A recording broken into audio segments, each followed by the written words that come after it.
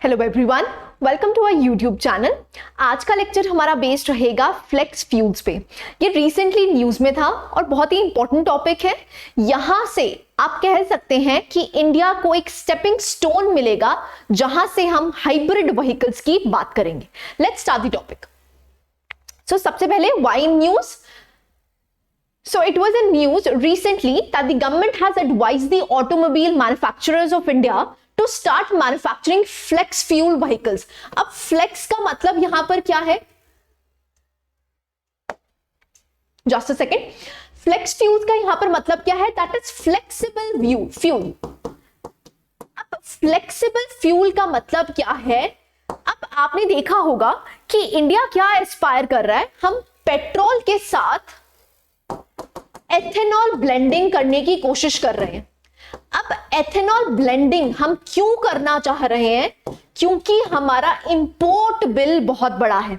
आपको देखने को मिलेगा कि India approximately 80% of the petrol import करता है, तो वहां से हमारा इंपोर्ट बिल बहुत ज्यादा बढ़ जाता है।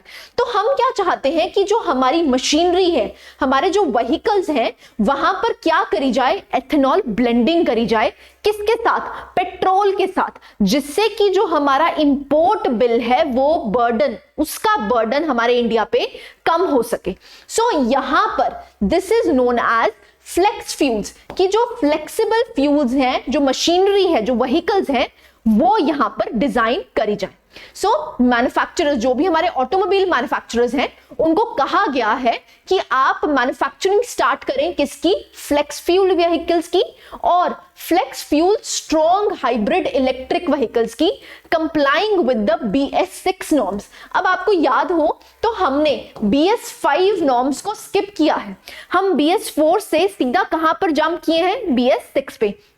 तो आज हम इसको भी रीड करेंगे कि BS6 नॉर्म्स में क्या ऐसा एडवांटेज है और क्या हम करने की कोशिश कर रहे हैं। ठीक है जी, लेट्स स्टार्ट। सबसे पहले आता है फ्लेक्स फ्यूल व्हीकल्स है ही क्या। देखिए, फ्लेक्स फ्यूल का मतलब होता है flexible fuel. So they have engines that can run on flexible fuel which is a combination of petrol and ethanol. अब कहा गया है कि पेट्रोल में हम 10% ब्लेंडिंग एथेनॉल की करें। अब उससे क्या होगा? ऑब्वियस सी बात है, आपका जो इंपोर्ट बिल है वो रिड्यूस होगा। अब यहां पर ऑब्वियस सी बात है, आपको कुछ स्पेसिफिक व्हीकल्स, ऐसी मशीनरी बनानी पड़ेगी जो दोनों फ्यूल से चले। ठीक है, क्योंकि अभी तक हमारी मशीनरी किससे बनी हुई है? या तो पेट्रोल से बनी हुई है या फिर डीजल से। जो गाड़ियां पेट्रोल से चलती हैं या फिर डीजल से चलती हैं। अब आपको ऐसी व्हीकल्स बनानी पड़ेंगी जो फ्लेक्सिबल फ्यूल से चले। इसका मतलब क्या है? अगर यहां पर 10% की जगह 20%, 30%, 40% अगर हम ब्लेंडिंग करें, तब भी हमारी जो वो व्हीकल है वो चल सके। सो उन पर्टिकुलर व्हीकल्स को क्या बोला गया है? फ्लेक्स फ्यूल व्हीकल्स, जो पेट्रोल के साथ साथ ब्लेंडिंग करा हुआ एथेनॉल जो मिक्स्ड है वहां पर भी ये वर्क करे। ठीक है जी। सो अब यहां पर प्रॉब्लम क्या आती है फ्लेक्सिबल फ्यूल्स में? देखिए, सबसे पहले तो एथेनॉल ब्लेंडिंग को पढ़ लीजिए। E10 हमने करनी है, मतलब 10% ऑफ एथेनॉल ब्लेंडिंग पेट्रोल में हमने कब तक करनी है? 2022 तक। और E20 मतलब 20% ऑफ एथेनॉल की ब्लेंडिंग हम पेट्रोल के साथ कब तक करना चाहते हैं? 2025 तक। ये इंडिया का गोल है। अब प्रॉब्लम क्या आती है जब भी हम एथेनॉल की ब्लेंडिंग करते हैं? अब देखिए, जो एथेनॉल है ना, वो एक हाइग्रोस्कोपिक मटेरियल है। हाइग्रोस्कोपिक मटेरियल का मतलब क्या होता है? ये मॉइस्चर को गेन कर लेता है। फॉर एग्जाम्पल, आपने देखा होगा जब बारिशों का मौसम होता है तो जो आपका सॉल्ट है वो मॉइस्चर होल्ड कर लेता है। ठीक है, ऐसे ही एथेनॉल की भी जो प्रॉपर्टी है वो हाइग्रोस्कोपिक है। हाइग्रोस्कोपिक का मतलब क्या होता है कि वो मॉइस्चर को क्या कर लेता है? गेन कर लेता है। जब ये मॉइस्चर को गेन कर लेगा तो ऐसा देखा जाता है कि ये फ्यूल टैंक में जब मिक्स होगा तो एथेनॉल क्या कर लेगा? सबसे नीचे एक लेयर बना लेगा, क्योंकि वो भारी हो जाएगा, क्योंकि वो क्या कर लेता है? मॉइस्चर को गेन कर लेता है। तो फ्यूल टैंक्स को कोरोड कर सकता है दिस मटेरियल। तो यहां पर सबसे मेजर रोड ब्लॉक क्या आता है कि जो फ्यूल टैंक्स हैं या फिर जो इसकी ब्लेंडिंग है उसके लिए एक आपको स्पेशल टाइप ऑफ मशीनरी चाहिए होगी जो कि ये एथेनॉल जो हाइग्रोस्कोपिक मटेरियल है वो मॉइस्चर को अब्सॉर्ब ना कर पाए। ठीक है, now read the statement that ethanol is a hygroscopic and has a tendency to absorb moisture making it difficult to store in pure form. ठीक है, क्यों? क्योंकि ये मॉइस्चर को गेन कर लेता है, इसीलिए हम इसको प्योर फॉर्म में नहीं रख सकते। It has high affinity towards water. ठीक है, next, its affinity to attract moisture can also lead to impurities settling at the base of the fuel tank and contaminating the engine। बात समझे? अब क्या होगा, क्योंकि ऑब्वियस सी बात है ये हाइग्रोस्कोपिक मटेरियल है तो मॉइस्चर को गेन करेगा और इंप्योरिटीज को सेटल कर देगा कहां पर? फ्यूल टैंक में, जिसकी वजह से वो जो इंजन है वो खराब हो सकता है। तो ऑब्वियस सी बात है हमें क्या करना पड़ेगा, कुछ ऐसे स्पेसिफिक मशीनरी बनानी पड़ेगी जो कि एथेनॉल ब्लेंडिंग का फ्यूल को भी क्या कर सके, प्रोटेक्ट, प्योर फॉर्म में रख सके। ठीक है जी, that is why we are moving towards flex fuel vehicles, right. At present क्या है, E10 isn't available across the country and will be made so by 2022 ऐसा कहा गया है। According to the government, all the vehicles manufactured since 2008 are E10 compatible but not optimized। मतलब अभी तक हमने ब्लेंडिंग एसेट स्टार्ट नहीं करी है, लेकिन जो भी मॉडल्स 2008 के बाद बने हैं वो E10 कंपैटिबल हैं। E10 कंपैटिबल का मतलब क्या है, उनमें 10% ऑफ एथेनॉल ब्लेंडिंग करी जा सकती है। ठीक है जी, लेकिन हम फ्लेक्स फ्यूल व्हीकल्स की तरफ मूव कर रहे हैं, मतलब चाहे फिर वो E20, E50% क्यों ना हो जाए, मतलब अगर हम 50% ऑफ एथेनॉल ब्लेंडिंग भी चाहते हैं तब भी हमारा व्हीकल वर्क करे, वो हम चाहते हैं। तो उन पर्टिकुलर व्हीकल्स को क्या बोला जाएगा, फ्लेक्स फ्यूल व्हीकल्स। ठीक है जी, आगे चलते हैं। ये मैंने आपको बता दिया, India brings forward target of 20% blending in petrol to 2023। दो हमारा टारगेट पहले क्या था 2022, अब क्या हो चुका है 2023। ठीक है, दो एज सच 20% ब्लेंडिंग हम कब तक, हमारा टारगेट क्या था 2025। अब हमने क्या कर दिया है, इसको आगे ले आए हैं, इस टारगेट को हमने आगे कर दिया है, दैट इज टू 2023। नेक्स्ट आता है flex fuel strong hybrid electric vehicle. अब यहां पर देखिए कीवर्ड क्या है, दैट इज स्ट्रॉन्ग हाइब्रिड। अब स्ट्रॉन्ग हाइब्रिड का मतलब क्या होता है, फॉर फुली हाइब्रिड व्हीकल्स। अब हाइब्रिड व्हीकल्स क्या है, अब आपको पता होगा कुछ व्हीकल्स जो बन रही हैं that is electric vehicles. For example Tesla की कार्स, सुना होगा आपने, जो टेस्ला कार्स हैं वो क्या है, फुली इलेक्ट्रिक व्हीकल्स। सो अब हम भी हमारी कंट्री भी क्या कोशिश कर रही है कि हम इलेक्ट्रिक व्हीकल्स की तरफ मूव करें। तो स्ट्रॉन्ग हाइब्रिड व्हीकल्स का मतलब क्या है, वो व्हीकल्स जो एक्चुअली में हाइब्रिड व्हीकल्स हैं, मतलब वो इलेक्ट्रिक पावर से भी चल सकते हैं और या फिर वो पेट्रोल और डीजल से भी चले। अब पेट्रोल और डीजल में हम क्या करने की कोशिश कर रहे हैं, ब्लेंडिंग करने की कोशिश कर रहे हैं, बी 10% ब्लेंडिंग, बी 20% ब्लेंडिंग, तो वहां पर भी ये वर्क करे। तो उन व्हीकल्स को बोला जाता है strong hybrid vehicles. Now read the statement, the flex fuel strong hybrid electric vehicles is the they are integrated along with the strong hybrid electric technology। so यहां पर क्या है, which have both the capacities, या तो वो electricity पे run करें या फिर पेट्रोल पे रन करें। ठीक है जी, सो उन व्हीकल्स को क्या बोला जाता है, हाइब्रिड व्हीकल्स। देखिए अभी तक हमने क्या किया, दो चीजें की, एक तो किया हमने फ्लेक्स फ्यूल व्हीकल। अब फ्लेक्स फ्यूल का मतलब क्या है, जो व्हीकल पेट्रोल के साथ साथ एथेनॉल ब्लेंडिंग भी कर पाए। ये हम करना क्यों चाहते हैं, जिससे कि हमारा जो इंपोर्ट का बिल है वो रिड्यूस हो सके, नंबर वन। नंबर टू हमने पढ़ा that is flex fuel hybrid, strong hybrid vehicles. अब स्ट्रॉन्ग हाइब्रिड का मतलब क्या है, यहां पर हाइब्रिड व्हीकल्स का मतलब क्या है, दैट इज यहां पर इलेक्ट्रिक मोड में भी चल पाए वो और पेट्रोल मोड में भी चल पाए। ठीक है जी, नेक्स्ट चलते हैं सिग्निफिकेंस। अब इसकी सिग्निफिकेंस क्या है, number one, it is easing the country's import bill. Number 2, it is benefiting the farmers. अब benefiting the farmers कैसे? ऑब्वियस सी बात है, जो एथेनॉल है वो किससे बन सकता है? जो भी आपका बायोमास है, any biomass can be made into ethanol. So जो भी बायोमास एग्जिस्ट करता है फार्मर्स के पास, फॉर एग्जाम्पल जैसे कहा जाता है कि जो भी आपका बर्न किया जाता है, ठीक है, फॉर एग्जाम्पल जब आप वीट की कटाई करते हैं तो वीट का जो छोटा छोटा पोर्शन रह जाता है या राइस का जो स्टॉक्स रह जाते हैं, तो वहां पर क्या कर दिया जाता है? उनको जला दिया जाता है. अब उनको जलाने की जरूरत नहीं है, वो जो बायोमास है वो इकट्ठा करके वो किसको दे सकते हैं? गवर्नमेंट को दे सकते हैं, और उसकी वजह से क्या बन जाएगा? एथेनॉल बन जाएगा. तो it is benefiting the farmers, उनके लिए एक एडिशनल इनकम हो जाएगी. ठीक है जी.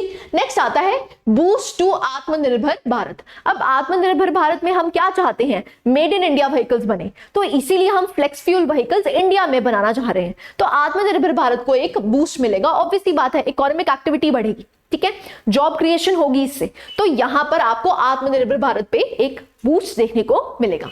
नेक्स्ट आता है reducing the green house gases. अब ऑब्वियसली बात है, अगर हम पेट्रोल या फिर डीजल में ब्लेंडिंग कर देंगे, एथेनॉल की ब्लेंडिंग कर देंगे, तो जो ग्रीन हाउस गैसेस हैं वो रिड्यूस हो जाएंगी. ऐसे ही अगर हम हाइब्रिड व्हीकल्स की बात करते हैं, तो वो हाइब्रिड व्हीकल्स में हम क्या यूज कर रहे हैं? That is electric vehicles. तो वहां से भी आपके जो ग्रीन हाउस गैसेस हैं वो रिड्यूस हो जाएंगी, and we can tackle the climate change. ठीक है जी. नेक्स्ट चलते हैं. ये मैं आपको बता चुकी हूं कि जो क्रॉप है उसकी जब हम फर्मेंटेशन करेंगे, फॉर एग्जाम्पल यहां पर क्या लिया हुआ है? Sugar cane. अब शुगर केन क्या है? एक बायोमास ही तो है, ठीक है. वो बायोमास आप फर्मेंट करके, प्यूरिफिकेशन करके क्या बना सकते हैं? उसका एथेनॉल बना सकते हैं. ठीक है जी. वो एथेनॉल को आप मिक्स कर सकते हैं, मतलब ब्लेंडिंग कर सकते हैं, और आप उनको व्हीकल्स में डाल सकते हैं. ठीक है. So you can use in the transportation. Right, so this is how the ethanol is made from biomass. That is why it will benefit the farmers, क्योंकि उनके लिए एक additional income हो जाएगी. ठीक है जी. आगे चलते हैं. देखिए एथेनॉल का जो स्ट्रक्चर है वो ऐसा होता है, that is CH3CH2OH. इसको बोलते हैं एथेनॉल.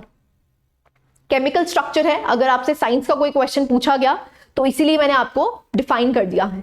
यहां पर ग्रुप कौन सा लगता है? That is OH, ethanol. Next अब आता है, हमने BS4 से हमने स्किप किया BS6 में. यहां पर ऐसा क्यों किया गया है? क्योंकि ये EU के नॉर्म्स हैं, मतलब यूरोपियन यूनियन के नॉर्म्स हैं, और इंडिया उससे पीछे चल रहा था. तो इसीलिए इंडिया ने क्या किया? BS4 से सीधा स्किप कहां कर गए? That is BS6. BS का मतलब क्या होता है? भारत स्टेज 6. अब जो भी हमारी व्हीकल्स हैं, they will comply with BS6 norms.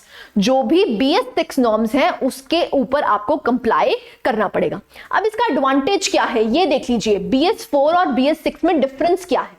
पहला डिफरेंस है, जो डीजल व्हीकल्स हैं उसमें जो सल्फर का कंटेंट है वो आप देख सकते हैं कितना रिड्यूस हो गया. जहां पर 50% सल्फर कंटेंट एमिट हो रहा था, वो BS6 में सिर्फ 10% रह जाएगा. ठीक है जी. On the other hand petrol में जो पहले 30% था, अब कितना रह गया? दैट इज 10 पार्ट्स पर मिलियन. तो यहां पर सल्फर का कंटेंट रिड्यूस हो रहा है.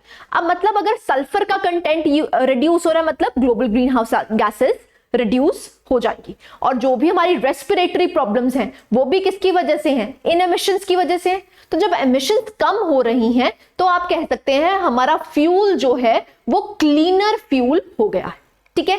अब इसके लिए एक टेक्निक यूज करी जाती है BS6 में. That particular engine is known as selectively category. पहले इसको रीड कर लेते हैं. Oxides of nitrogen down by 68% in BS6 norms. अब जो भी आपके नाइट्रोजन के ऑक्साइड्स हैं वहां पर भी एमिशंस जो है वो रिड्यूस हो गई हैं, that is to 68%. And last one is particulate levels down by 82%. अब पर्टिकुलेट आपको पता है PM2.5 एंड PM10. PM 2.5 का मतलब क्या होता है? Particulate matter 2.5। इसका मतलब क्या है? जो उस पार्टिकल का साइज है, जो डायामीटर है, वो कितना है? 2.5 mm। ऐसे ही PM 10 का मतलब क्या है? उस पर्टिकुलर पार्टिकल का साइज क्या है, डायामीटर क्या है, दैट इज 10 mm। ठीक है, सो ये भी रिडक्शन करी जाएगी इन BS6 नॉर्म्स। जो आपका पर्टिकुलेट मैटर है वो कितना रिड्यूस हो जाएगा, दैट इज 82%। ऐसे ही नाइट्रोजन ऑक्साइड्स की जो एमिशन है वो भी कितनी रिड्यूस हो गई है, 68%। On the other hand sulphur content भी आपका रिड्यूस हो गया है, both in diesel as well as petrol engines. अब यहां पर जो BS6 नॉर्म्स हैं उनके लिए एक स्पेसिफिक इंजन बनाया गया है। उस इंजन में एक टेक्नोलॉजी यूज करी गई है, उस टेक्नोलॉजी को कहा जाता है selective catalytic reduction. Selective catalytic reduction आपको जनरली देखने को मिलेगा CSR। वो CSR एक्चुअली में क्या करता है, वो सल्फर के कंटेंट को कम करता है। हमने अभी कंपैरिजन करा BS4 नॉर्म्स और BS6 नॉर्म्स में। BS4 और BS6 में आप देख रहे हैं सल्फर का कंटेंट कम हो रहा है। अब वो सल्फर का कंटेंट एक्चुअली में कम कैसे होता है, वहां पर हम अपने इंजन में एक पर्टिकुलर फिनोमेना यूज करते हैं। उस फिनोमेना को कहा गया है that is selective catalytic reduction. अब ये सिलेक्टिव कैटालिटिक रिडक्शन करता क्या है, ये सल्फर के कंपाउंड्स को क्या करता है, रिड्यूस करता है। सो यहां पर लिखा गया है SCR converts harmful nitrogen oxides, carbon monoxide and hydrocarbons into nitrogen, water and small amounts of carbon dioxide. So इस पर्टिकुलर इंजन, जब हमने इंजन में इसको इंट्रोड्यूस किया तो उसकी वजह से जो पॉल्यूटेंट्स हैं वो कम हो गए, be it nitrogen oxides, be it sulphur का कंटेंट, बीट कार्बन डाइऑक्साइड का कंटेंट। तो यहां से आपको देखने को मिलेगा जो हमारी ग्रीन हाउस गैसेस की एमिशन है वो कम हो गई है।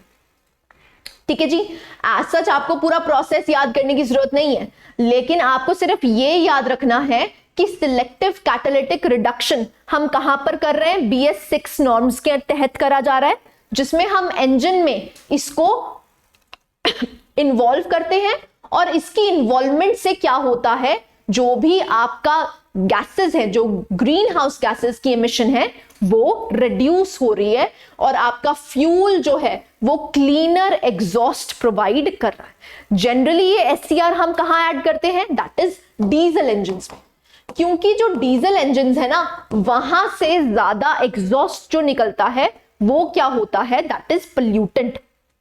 ठीक है, वहां पर आपको सल्फर का कंटेंट ज्यादा देखने को मिलेगा, नाइट्रोजन ऑक्साइड ज्यादा देखने को मिलेंगी एज कंपेयर टू पेट्रोल। तो इसीलिए डीजल इंजन्स में हमने क्या इंड्यूस किया है, that is selective catalytic reduction. ठीक है, उसकी वजह से क्या होगा, आपकी जो एग्जॉस्ट है that will become more cleaner और आपकी जो ग्रीन हाउस गैसेस हैं वो कम हो जाएंगी। ठीक है जी, so this was the holistic coverage of flex fuels. अब देखिए यहां पर एज सच प्रीलिम्स का क्वेश्चन इस पे फ्रेम नहीं होगा, बट मेंस का क्वेश्चन हो सकता है कि जो ये फ्लेक्स फ्यूल्स हैं इससे क्या एडवांटेज होगी और फ्लेक्स फ्यूल्स जो व्हीकल्स हैं वो हमारा इंपोर्ट बिल कैसे रिड्यूस करने में हेल्प कर सकते हैं। सो this was the holistic coverage. I hope you like the lecture. Thank you very much.